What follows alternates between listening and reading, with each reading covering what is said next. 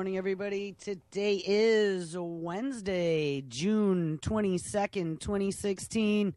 And this is Before the First Cup of Jules here on UCY.TV. Happy Wednesday, everyone. It is sunny in New York, but I don't know. All my electronic equipment is flipping out, and I can't see any time and temperature. But I know I'm here on time. So where do we leave off? Oh, by the way, I want to say some huge thank yous out there. I want to say a huge thank you to Cracker, to Hopper, and to Mr. Matty Clues. Thank you very much for the donations to help me cover the servers that had to be replaced here. And there's probably going to have to be some more work done at some point. Because I don't know, things are going a little weird. But it's all right. It's all right, because I'm on air. I'm hoping. Please let me know if you don't hear me. All right, where do we leave off yesterday? If I can get there, we titled the show First Human CRISPR Trial Financed by Facebook Billionaire.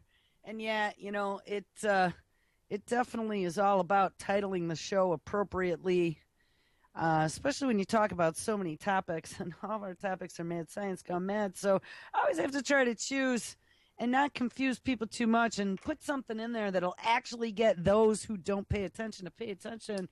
And oh, looks like I spilled my coffee all over my desk. The Facebook billionaire was named Sean Parker, and I don't actually remember his name, but I guess he was one of the first presidents of Facebook. He's dumped $2.4 million into financing the universal cancer immunity, T-cell immunity that, I don't know, I've read a few things that they're going to put it into a vaccine, and then in other places they were just going to inject it, take out the T-cells, genetically modify them, and then put them back in, whether that be intravenously or whatever. But it's happening at the University of Pennsylvania, the same place where they've been working on the lettuce edible vaccines.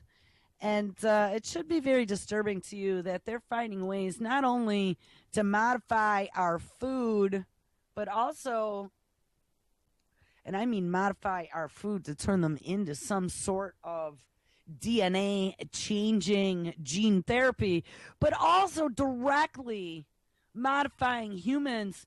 You know, we discovered that back in 2004, May 22nd, or 2014, May 22nd, 2014, came out that the National Institute of Health, one of those agencies that are supposed to be keeping us quote-unquote safe, will no longer require special review for U.S. gene therapy trials. I mean, they are now allowed to come up with some new treatment in some dark, sticky lab and all of a sudden start signing people up for it to step right up and be one of the first guinea pigs that does not cost Big Pharma a penny, right? This whole precision medicine cohort program is about telling us how we should be doing it for the good of all. We should be benefiting the world by giving ourselves up to research.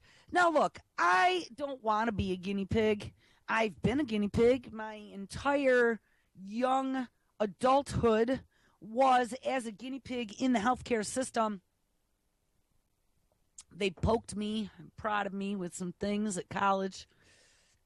It was the first and only time I ever got a flu vaccine was the freebie. The freebie flu vaccine that they had going on in the dorms. Step right up, don't get sick this year. Don't miss your exams. And look, we're giving it for free, and I made that mistake. And I've been able to pinpoint that period in time as when I started to have the initial beginnings of my downward spiral of my health and this whole cascading collapse that my immune system had over the next 15 to 20 years.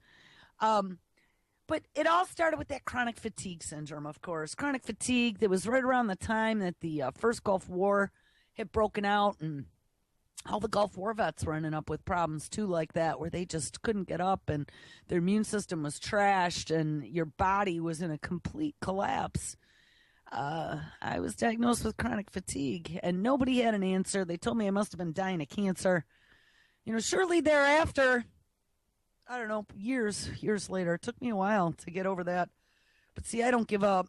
Not usually, only when I'm really defeated. But when I get mad, look out. So, I wouldn't give up. I kept going. I discovered I had quote unquote allergies out of the blue. Never had them before in my life. Actually, I just remembered that. Never before. That was when I first started going for allergy treatments. And they sent me for years injecting me once a week with this, and then every other week. And then every 3 weeks. I went for 8 years, I think, for injections. Who the hell knows what they were doing to me? I could have been being genetically engineered. And what's even more frightening is that when you go to an immunologist, an allergist, that allergist and that whole ball of wax of medicine, whatever they call it, allergy and immunology, are all involved in what we're dealing with right now, the immune system, guys. I almost think, when I started trying to explain to them, when then later on I was diagnosed with autoimmune disease, that was the next step. And I went down this whole cascade. I was trying to explain to my doctor how I really could see that my allergies in the beginning to things that started with dust, and then it became like those tomatoes, which then we find out they had the genetically modified flavor saver tomatoes on the market at that time. No labeling. I know, and it was tomatoes. Every time I ate a tomato, head to toe hives. But then as I started to get autoimmune disease and my hair all started to fall out, and my thyroid was getting consumed by my immune system, and I had to go for all kinds of crazy injections, and they wanted to start cutting body parts out. And I said, whoa, back up the truck. I tried to explain to my doctor that at least in my inner workings of my brain, you guys know me, I connect dots. Doot, doot, doot. Well, if my allergies came first to a foreign invader to my body, and it was reacting to that, and then the next phase happened to become my body finding body parts that had become foreign to them, thinking that it had to kill my thyroid, thinking that it had to kill my hair follicles because they were foreign. Maybe, just maybe, it was a malfunction in the immune system, and he told me that they had nothing to do with each other. Well, here we are 25 years later, and they most certainly do. So here we find out that one of the things that they want to do now in this cure for cancer that the Facebook billionaire Sean Parker is going to give $2.4 billion. Actually, he's worth $2.4 billion. He's giving them $250 million to start out. Is that they want to modify the T cells, which are your body's acting immune system. They are what fight pathogens, foreign invaders coming into your body. They want to modify T cells and basically turn off. I believe that is what we read yesterday. Turn off the ability for your T cells to distinguish between what is good and what is bad. They're going to show it a cancer cell and say, go find it. Now, the thing that we don't realize is that cancer cells are actually cells in your body that start multiplying out of control. We saw DARPA's new vaccine or therapy, gene therapy that they're going to use, replicates the T cells or the synthetic. Actually, I think what they were doing was putting synthetic DNA into the body that sits dormant until it finds something that it calls an invader. And once it's inside the cell, it out-replicates it, so it can't get food or sustenance. But they're like, well, these are just clinical trials. There's no guarantee that you're going to make it. And we're going to use 40 healthy volunteers and see what happens. But when I was first reading that story, I'm like, wait a second. If you start overwhelming the immune system so the body doesn't know where the invader is, that's what happened to me. So your body freaks out. Your immune system starts attacking everything. It doesn't know where the danger is. Like if you've consumed something that was mad science gone mad, but you didn't know it and it got into all your cells, your body would be going, oh crap, foreign invader, but we can't find it because it's everywhere. So it just starts randomly attacking things.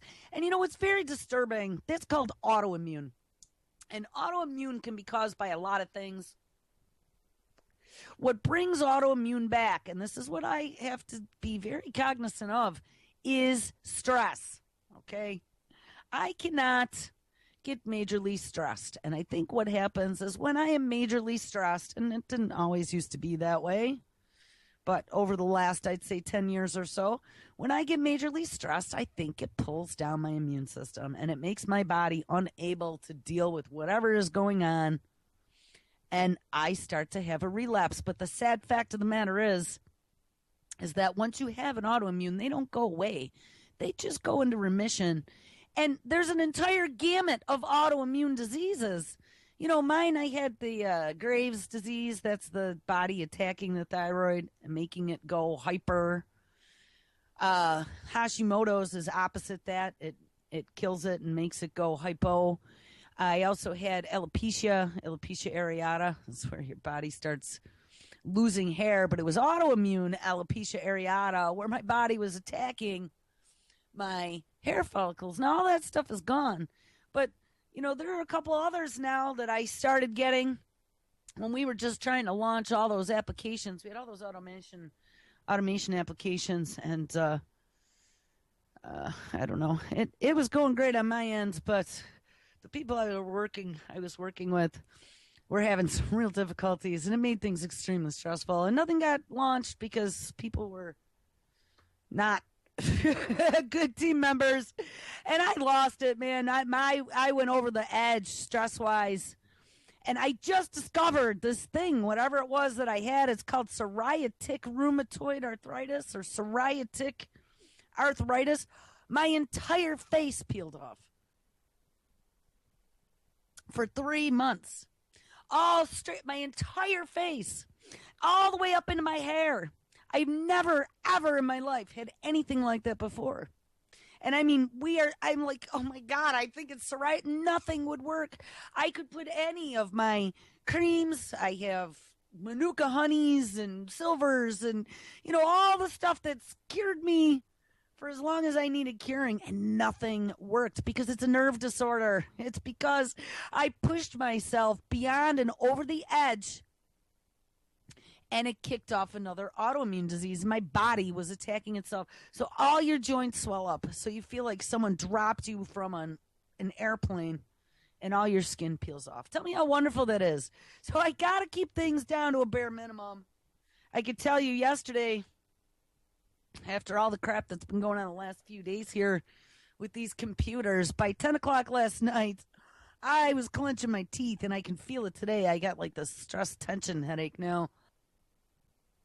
Low grade, but that means I was pretty stressed. I was having heart palpitations.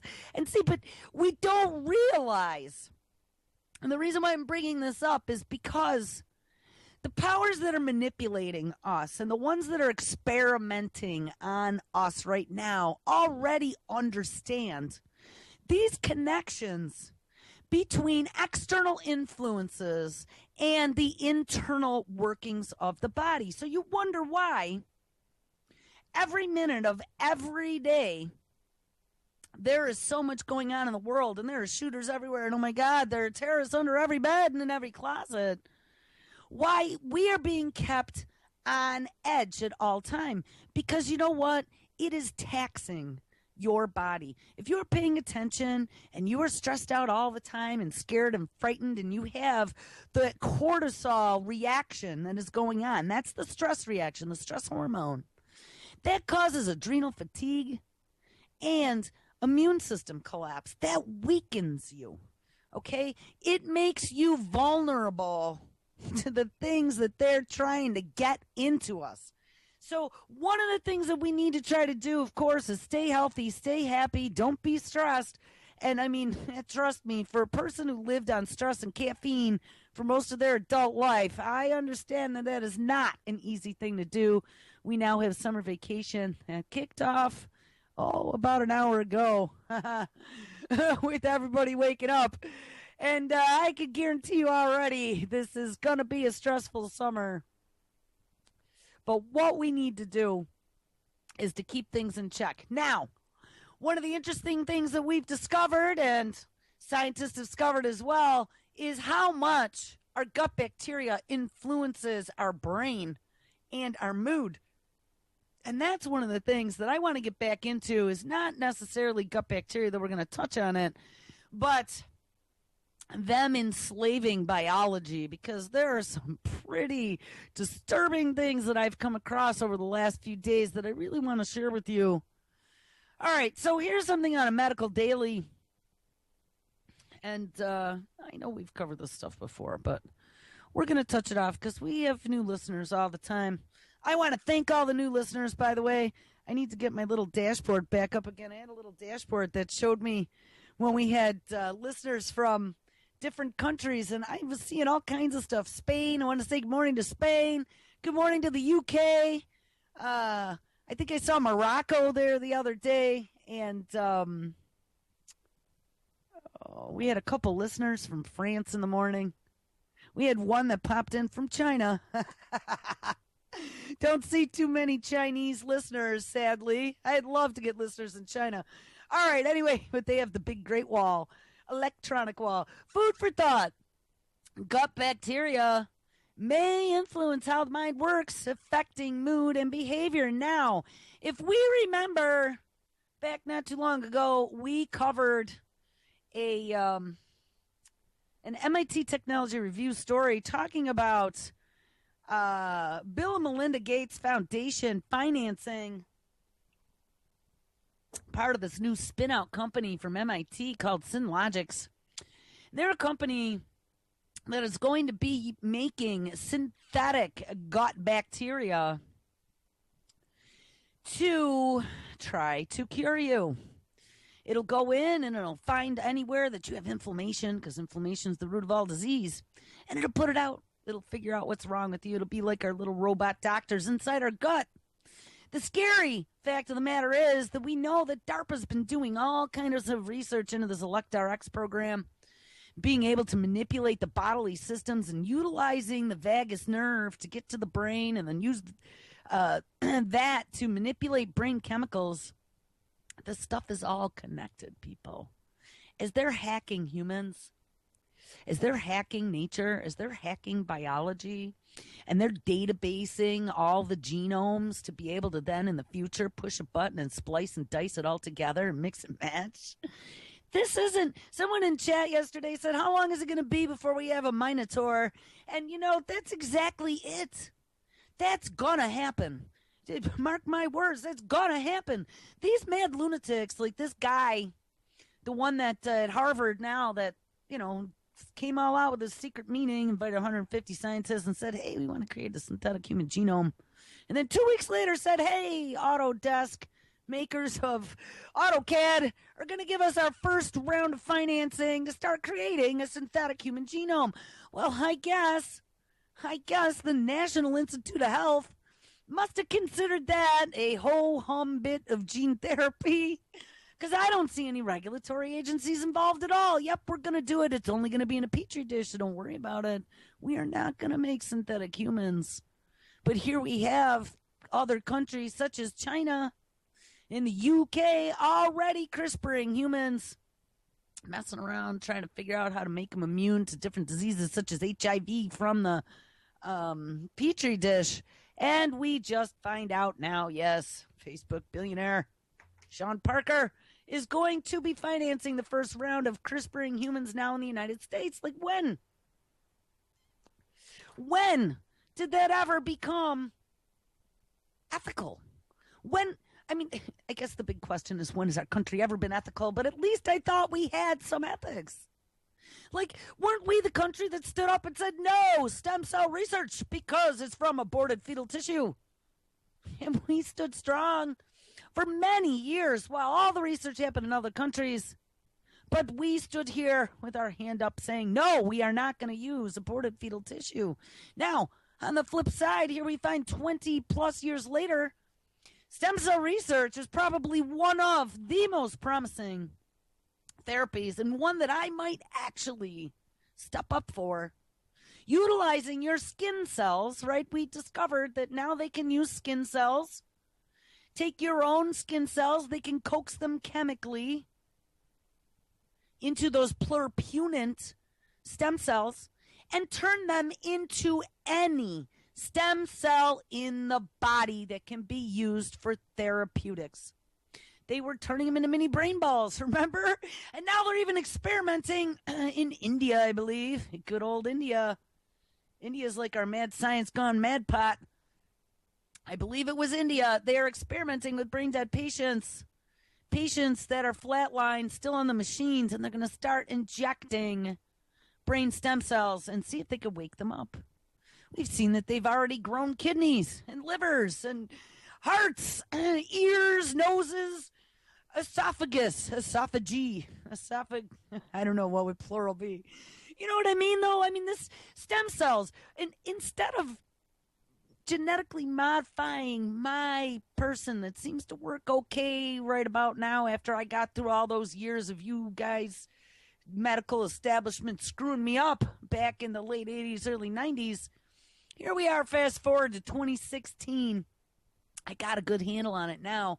I don't need to be messed up like that again, guys.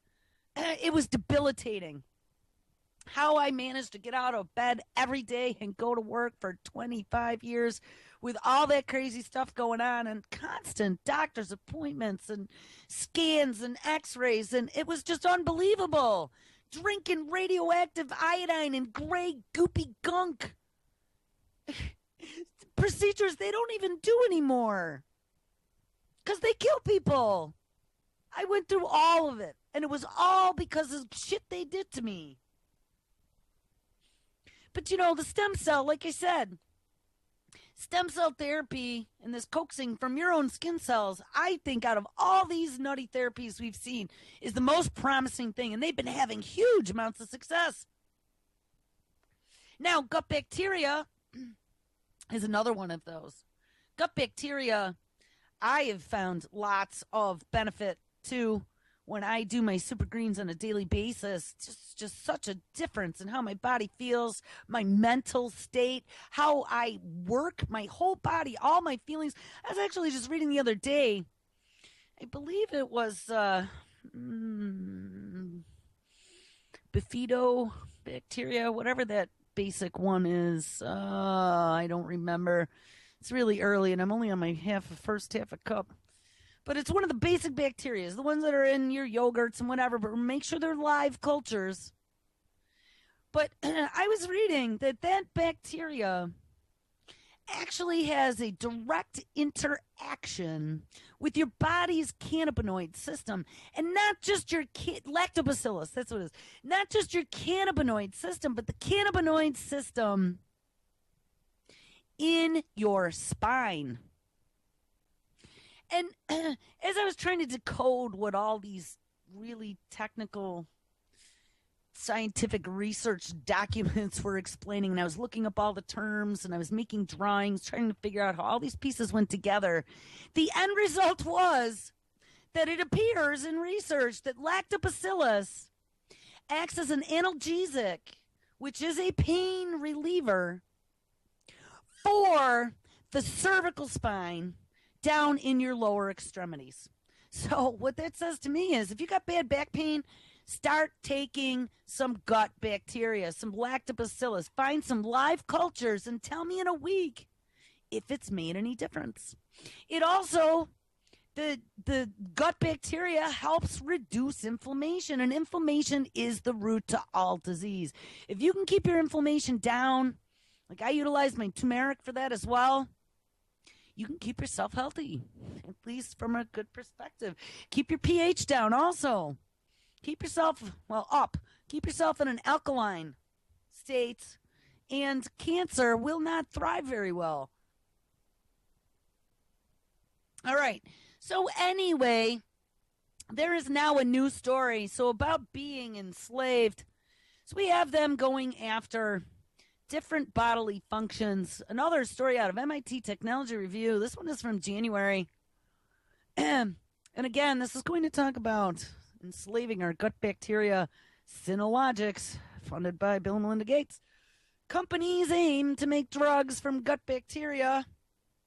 Scientific discoveries in recent years suggest that some serious conditions could be cured by adding good bacteria to your digestive tract. So now, several companies are racing to develop drugs to do so. And I ran across a story a few days back talking about this gut bacteria, or maybe it's even just a bacteria in and of itself. And look at, no, nothing loads. And I'll have to find it because now I can't get there. But it made me think of some friends that I have who have autistic children. There is now research going into mice. If you remember, we did a story back a few weeks ago about the personality transplant with the fecal transplants, right? Again, gut bacteria. And they were able to transplant bacteria from one mouse into another and vice versa. And it took an outgoing mouse and made them not outgoing. And they took a not outgoing mouse and made it outgoing. And they discovered that it was a difference in the bacteria. There were certain bacteria that existed in the one mouse that didn't exist in the other. Well, they now have extended that research and they've discovered that in autism, there is a bacteria that doesn't appear to be in the guts of autistic children. And it is a bacteria that is gained from human breast milk. Now, what worries me about the human breast milk thing is that, right, we did that story where they have been genetically modifying cows in China, and they have that big gene clone factory that they're planning on pumping out millions of cows a year that produce human milk. But it is a gut bacteria that comes from the baby ingesting breast milk. And when they replaced that bacteria in the autistic children, they discovered that many, many of their symptoms went away. Now think about that one. I found there are a couple places that sell it. I found it on Amazon, actually, where it includes this special bacteria. So I think I might actually get this for home. Couldn't hurt, right? Couldn't hurt at all, especially little ones with attitude problems. I'm thinking that maybe, just maybe, this might help make things a little bit easier. Wow, look at my every story here is just a blank page now. So hold on one second. Oh, guys, this is just so tough. All right, here we go. So scientists discovered in recent years that they suggest some serious conditions could be cured by adding good bacteria to your digestive tract. Now several companies are racing to develop drugs to do just that, and that should make you feel all warm and fuzzy, especially when you discover that Bill and Melinda Gates are the ones who are involved. And yes, I saw Cheryl bring up in chat about that $900 paying the college students in Iowa, to eat the genetically modified banana.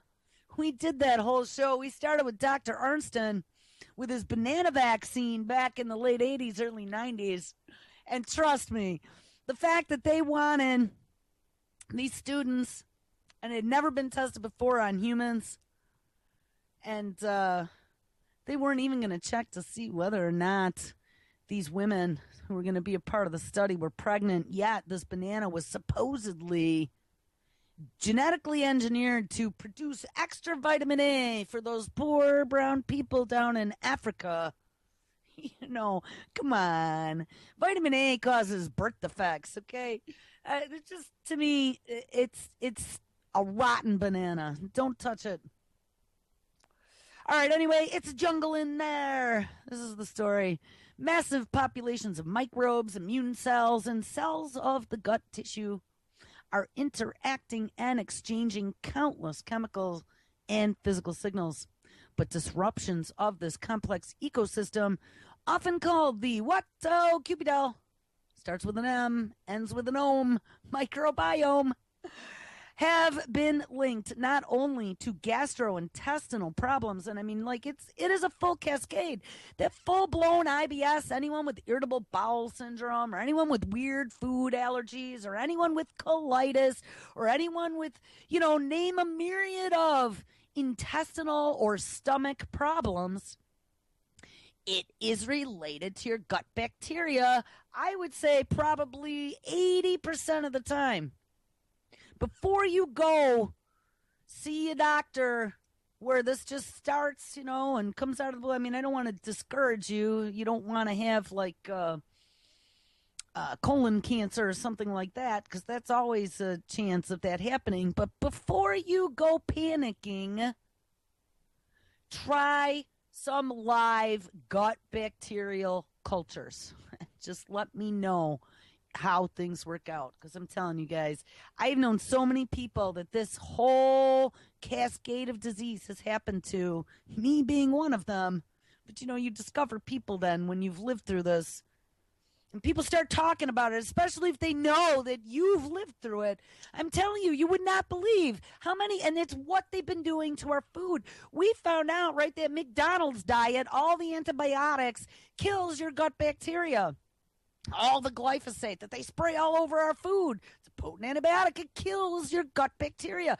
I think a majority of us at some point have suffered through this metabolic syndrome. All right, disruptions to this complex ecosystem, often called the microbiome, have been linked not only to gastrointestinal problems, but also metabolic, immunological, yes, and even neurological disorders. And I mean mood disorders and depression and whatever. It is massive. What a huge difference. I would recommend to everybody out there, get yourself some live cultures for your gut. Find some super greens on Amazon or something like that. Something that's got some reputation. Or go to your local health food store and ask them for some live cultures. Or find some organic yogurt with live cultures in it.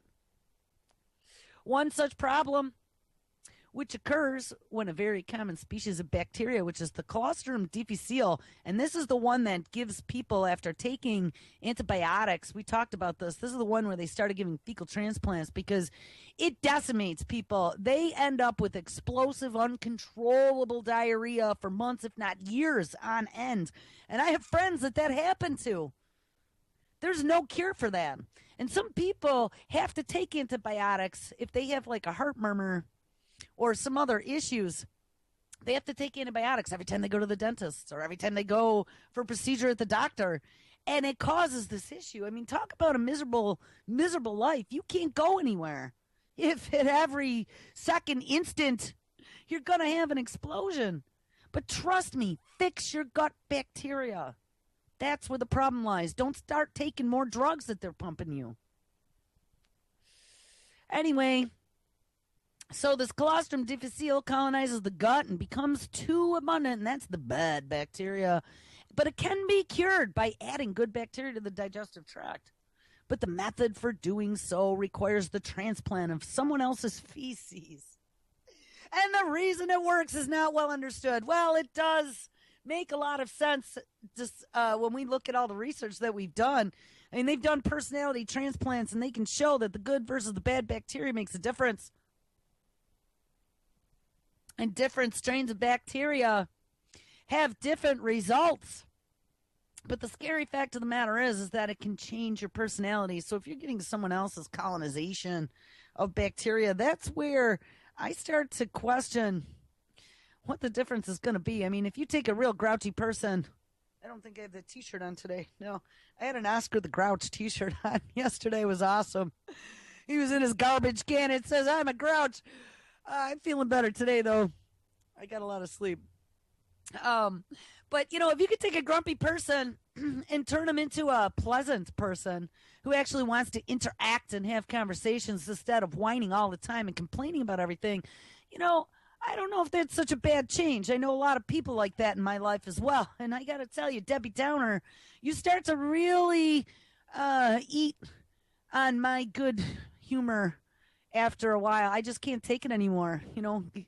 Get some personal responsibility and get your ass out of bed and do something.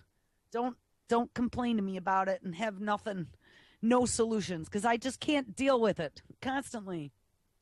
But I think it's the gut bacteria. You know, if you can get yourself to where your brain chemicals are producing the good brain chemicals, the oh, I don't know. Let's get some oxytocin in there. Let's start loving everybody and everything. Let's get some dopamine is good because dopamine's the anticipation, but not too much dopamine. What's the other one? There's another one. You got your serotonin. Serotonin is a feel good chemical. That comes from, I don't even know what serotonin comes from. I don't know. It's early. Look them up. Trust me. Guys, it is all about the gut bacteria. It has a direct effect. But the scary fact of the matter is that science and Allah, Bill and Melinda Gates Foundation has figured that out. Now they're investing in companies that are going to be able to manipulate your mental state. Ceres, and that's a really nice name for a company, Seres, not Ceres, Seres. Ceres, a 6-year-old company that went public last year, has 2 drugs in clinical trials already in the U.S. for recurrent Clostridium difficile infections. And the other one's for, we mentioned this, ulcerative colitis. Again, those are gut bacteria problems, which is a chronic inflammatory disease of the large intestine. Each drug is based on certain keystone organisms that the company's scientists have identified through sophisticated analysis of genetic information of microbes and human cells in the gut. These keystone organisms are therapeutic because they can help restore the healthy microbiome after it has been decimated. But here we go. Instead of directly modifying the microbial environment, such as Ceres does, an apparently 3-year-old startup already called Synlogics, yes, spun out of MIT, financed by Bill and Melinda Gates, is developing genetically engineered gut bacteria derived from species native to the human gut that can be introduced and live in the microbiome without changing its overall composition. So now we got synthetic genetically modified gut bacteria ready and waiting to be inserted into you. From there, the engineered bacteria can perform therapeutic functions. So listen, the gut bacteria, this engineered Bill and Melinda Gates gut bacteria can perform therapeutic functions like removing unwanted substances the body is retaining as a result of a metabolic disorder. Yeah. Let's remove all this unwanted protein. Let's remove all this unwanted, nutrition. Like, how horrifying is that? We're going to have a bacteria genetically engineered by a company that's getting money from Bill and Melinda Gates that'll be able to remove substances from inside your body. The company draws on established methods from synthetic biology and introduces genetic switches so the microbes can sense and respond to their environment. Allison Silva, Synlogic's chief operating officer, says the company is aiming to have 2 drugs in clinical trials already, ding ding, sometime in 2017. Both drugs are for a rare genetic metabolic disorder caused by a deficiency of important enzymes in the liver, which lead to certain metabolites to build up harmfully in the blood. The drugs are designed to remove these excess metabolites from the gut, where they tend to accumulate and essentially compensate for the loss of liver function. They don't mention Bill and Melinda Gates in this story anywhere. Interesting. Series and Synlogic might just be scratching the surface of how the gut microbiome could be used. Oh, yes, don't worry about it. There's lots more coming, and there's still a lot of science to be done. And the idea that we can modify the microbiome has tremendous potential. Rubbing their hands together, we're going to make a bazillion dollars, says a professor of biological engineering at MIT and a pioneer in the field of synthetic biology, who is also a scientific co-founder of Synlogic and an advisor to Ceres. Oh, yes, he's going to be a rich man. But although Ceres has a brilliant tactic in introducing microbiomes to the gut in a pill to alter the microbiome, he says, in many cases, we simply don't know enough yet to be able to modify these in a therapeutic way. And that's why let's step right up. Step right up and become a guinea pig. Work with precision medicine to help the world be healthier, because a healthier world means a better world for you and me. They're going to spin it all, people. I just saw you talk about that stupid Fitbit, you know, your little biological tracking device that's soon going to be woven into your clothing with biosensors. There's some new app you can download to your Fitbit that's going to tell you when it's time to go to sleep, because you know what? You don't seem to know what time going to sleep is good for your body, so the Fitbit will have to instruct you.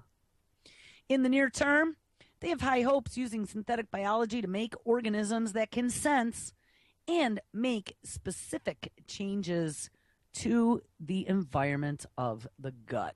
All right, well, oh, look, Flash has stopped responding. All right, well, let's see if we can get this next one up, because I have an entire progression of stories lined up for you. And it seems like Chrome has delivered to me what it loves to do every time I am talking about people like Bill Gates. Here we go. All right. Well, this is Firefox. Thank God for Firefox. Our brain activity. This one is from June 9th. And again, out of a pit of lizards' dens. University of California, Berkeley. Our brain activity could be nudged. Nudged, I say, to make healthier choices. Oh, so I don't know what's good for me for going to sleep. And now apparently I don't know what's good for me for making healthier choices, because you have all this poison food on the market. So let's work on coming up with a way to nudge our brain activity to make healthier choices. Netflix binge watching versus a hike in the woods. A cheeseburger versus a kale salad. Fentanyl versus Tylenol. New research suggests that our brain activity could be influenced to make healthier choices. Now, as we see this medical control complex that is being dropped upon us under the guise of 21st century cures and precision medicine so you can live forever, financed by tech billionaires. And we see them rolling out Obamacare, jacking up everybody's copay and everybody's out of pocket. So it's $10,000 now before insurance kicks out any money to cover any procedure. They're going to force us to, quote unquote, be healthy. Give up alcohol. Give up cigarettes. Sleep well. Here, eat the 3D printed Disney nutraceuticals made out of healthy bug protein that's good for climate change to keep you healthy. Guys, this is I don't like people messing with my food, and I'm telling you, this is where this is going. But hey, we have resistant consumers out there, people like me, who won't go along quietly. So, hey, we got the synthetic gut bacteria, and now we have a way to nudge the brain to make healthier choices. In recording moment-by-moment deliberations by Mac monkeys over which options it is likely to yield the most fruit juice, UC Berkeley scientists have captured the dynamics of decision making down to millisecond changes in neurons in the brain's orbital frontal cortex.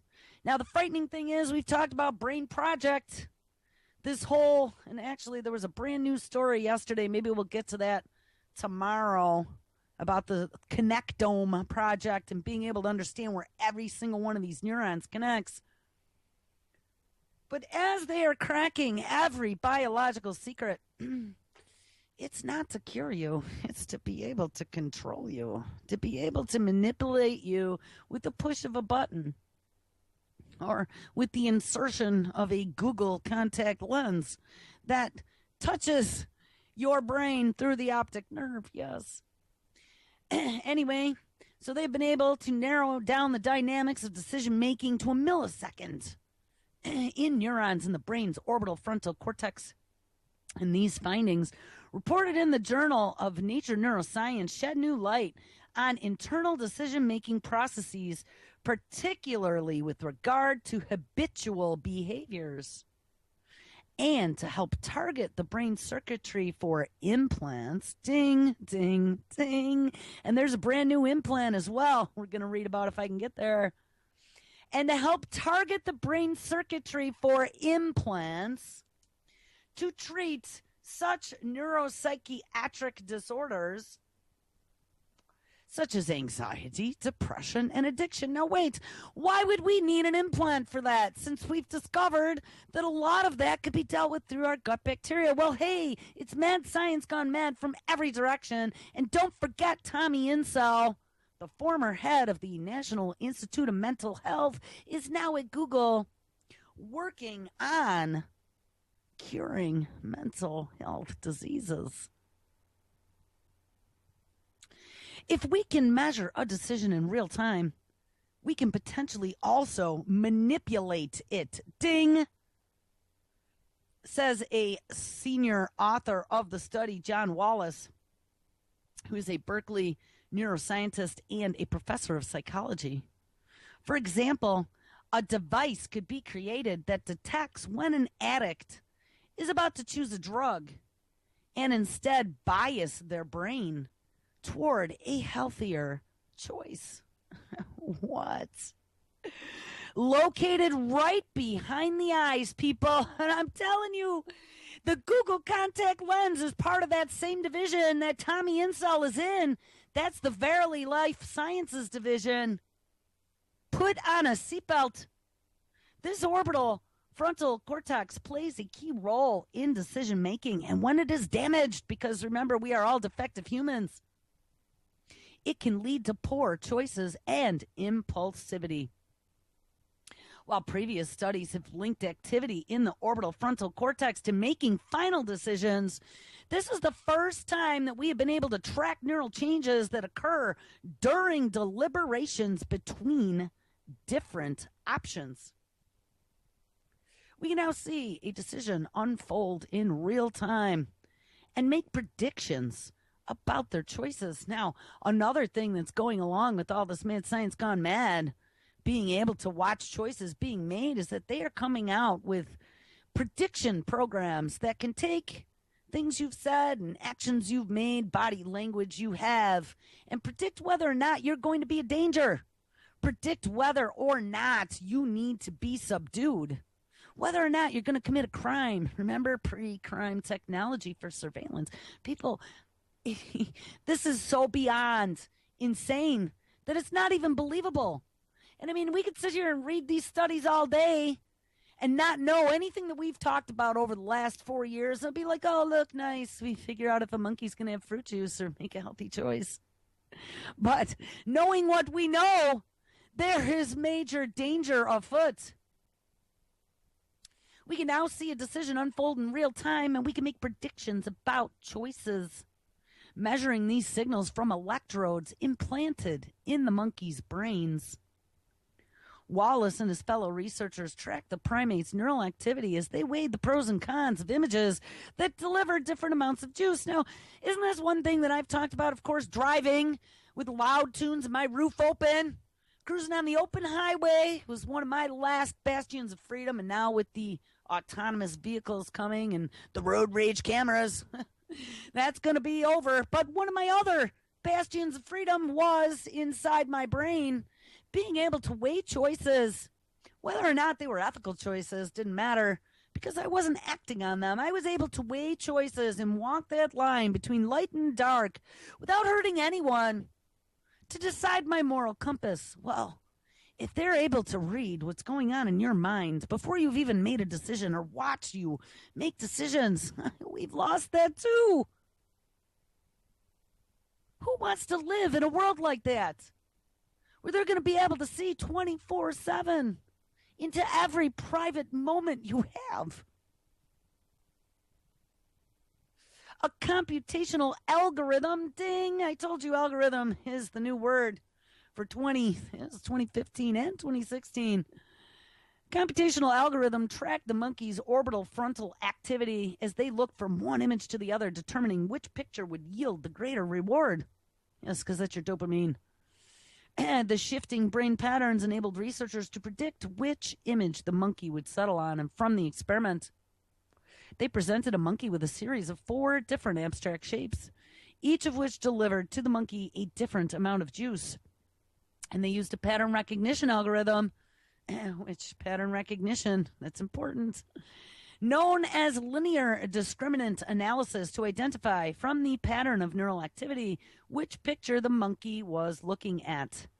Next, they presented the monkey with 2 of those same images and watched the neural patterns switch back and forth to the point where the researchers could predict which image the monkey would choose based on the length of time that the monkey stared at the picture. The more the monkey needed to think about his options, particularly when there was not much difference between the amounts of juice offered, the more the neural patterns would switch back and forth. And I mean, you know that. If you're trying to make a tough choice, you're trying to determine which one is bigger, you're looking at both back and forth, back and forth, back and forth, trying to make a determination.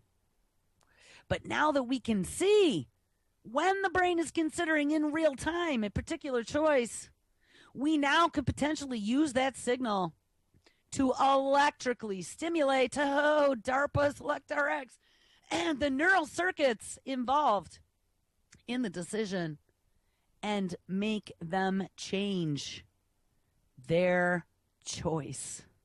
Yes, we could make them change their choice. How frightening. It's just beyond frightening. Now, let's take it another step further. So we have them databasing DNA. We have people stepping right up, giving it to the machine through Ancestry.com. Don't do it.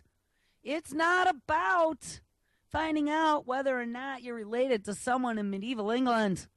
They are taking all that data. If you check that box, they're giving it to the National Institute of Health for 1 million people as part of the precision medicine program. We've looked at all that. As well as 23andMe.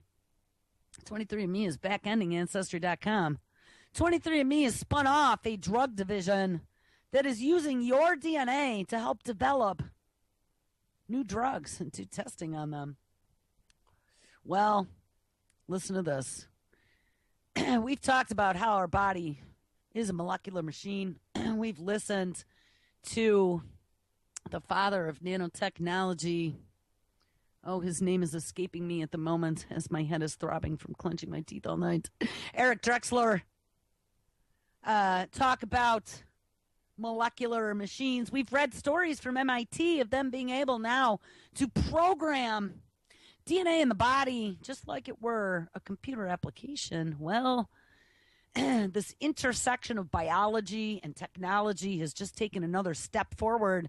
Scientists have now engineered tunable DNA for electronics applications. Yeah. This is going to be the ultimate in biological machines. This is the crossover between biology and some freak-ass hybrid future transhumanist human. Engineered tunable DNA for electronics applications. Yes, let's put in the implants and let's turn on our DNA. Plug it in, we're solar powered. DNA may be the blueprint of life, but is also a molecule made from just a few simple chemical building blocks, and among its properties is the ability to conduct an electrical charge, making it one of the hottest new areas in engineering in a race to develop low-cost, novel nano-electronic devices. Now, a team led by ASU Biodesign Institute researcher Nongjung Tao and Duke theorist David Bertrand. Is it David Bertrand Russell? I don't know. Don't quote me on that. David Bertrand has been able to understand and manipulate DNA more finely to tune the flow of electricity through it. And the findings, which can make DNA behave in different ways, cajoling electrons to smoothly flow like electricity through a metal wire, or hopping electrons like semiconductor materials that power our computers and our cell phones, paves the way for an exciting new avenue of research advancement. Yes, Nana's DNA is in my cell phone. Oh my God, I can't even believe this. The result, published in the online edition of Nature Chemistry, may provide a framework for engineering more stable and efficient DNA nanowires and for understanding how DNA conductivity may be used to identify gene damage. Building on a series of recent works, the team has been able to better understand the physical forces behind DNA's affinity for electronics. We've been able to show, theoretically and experimentally, that we can make DNA tunable by changing the sequence of the A, T, C, or G chemical bases, by varying its length, by stacking them in different ways and directions, or by bathing them in different watery environments, says Tao, who directs the Biodesign Center for Bioelectronics and Biosensors. Along with Tao, the research team consists of colleagues Yin-Lang Zing and Yang-Lang Lu, and Fing Pang Zhang and Chi Sao Lu. So look out, the Chinese are involved. And for example, when we eat food, a single sugar molecule gets broken down to generate 24 electrons that goes on to fuel our bodies. And guys, we'll talk about tunable DNA tomorrow and continue it on with biological hard drives. All right, guys, have an awesome Wednesday. I'll see you tomorrow.